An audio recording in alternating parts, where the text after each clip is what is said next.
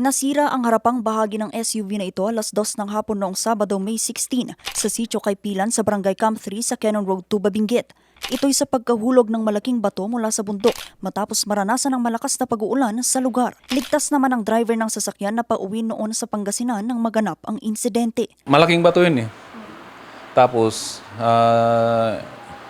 yung sasakyan lang naman ang nadaganan.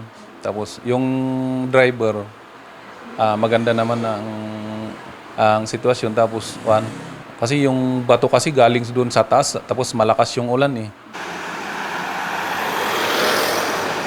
Kaya naman ang ilang motorista, laging alerto sa anumang senyales ng pagguho ng lupa. Usually daytime ako nagbibiyahe para mas kita ko yung nakikita ko yung daan. Tapos hindi masyado mabilis. Number one, hindi kailangan humataw dito kasi ang daan dito napakadelikado. Tsaka seguridad na rin sa amin sa pasahero. Dito sa aking kinatatayuan nahulog ang bato na dumagan sa isang kotse noong Sabado, May 16. Ayon sa barangay, ang bato galing pa doon sa pinakataas at paliwanag nila. Tuwing malakas daw ang buhos ng ulan, naiipon ng tubig kaya lumalambot ang lupa na siyang nagiging dahilan kung bakit nagsisihulugan ang mga bato. Pero taon na ang lumipas. Nagpalit na din ng liderato pero malaking katanungan pa rin sa kanila hanggang ngayon kung kailan ito mabibigyan ng solusyon bago pa man ito makapagdulot ng mas malalang mga insidente, lalo na ngayong nalalapit na naman ang panahon ng tag-ulan. Bagamat may mga rocknet na ikinabit ang DPWH sa iba't ibang bahagi ng Cannon Road, hindi naman nasama rito ang bahaging pinagmulan ng nahulog na bato. Wala pong rocknet yun kasi yung rocknet siguro mga 50 meters ang layo doon sa pinangyarihan ng aksidente. Wala pong rocknet yun, tapos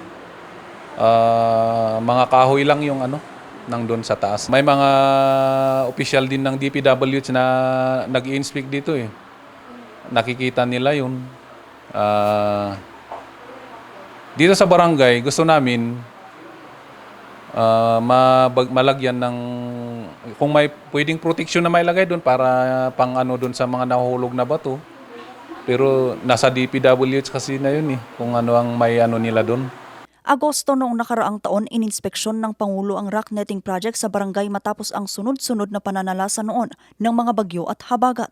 Dito, pinunan niya ang nasa 114 million pesos na rock netting project na ginawa mula 2018 hanggang 2019. At dagdag pa niya, notorious din ito sa korupsyon dahil kadalasang napupunta lang daw sa kickback ang pondo sa mga ito.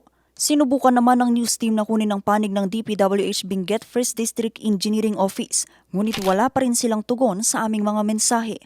Samantala, patuloy namang nagbibigay ng mga abiso ang DPWH sa mga motorista sa pamamagitan ng kanilang Facebook page.